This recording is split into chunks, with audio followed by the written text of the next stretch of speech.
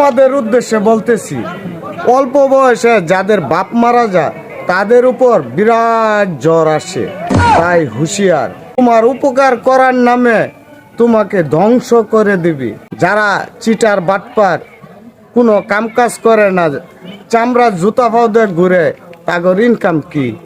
Income হইতেছে এই সমাজে কেডা মারা গেল, তার ছেলে আছে, তার ছেলের কাঁধে পাড়া দেয় কিছুদিন চলার মতো একটা ব্যবস্থা করা। এটার ভুক্তভোগী আমি তোমার চাচা, সারোয়ার চাচা। কি করে বাবা জানো? 2-3 জনে মিললে বুদ্ধি করে যে এর কাছে নগদ টেয়া আছে, বাহের পেনশনে টেয়া হয়েছি, এই টেয়া কিবা খাওন যাইব, তখন আয়া আস্তে করে তোমার লগে মিশা যাইব। মিশা গে মনে হইব তোমার কি উপকার জানি করব। বাবা, কেউই যদি কোনোদিন একটা ডাক দেয়, মনে করবা তার কি উদ্দেশ্য আছে এই ডাকের পিছনে।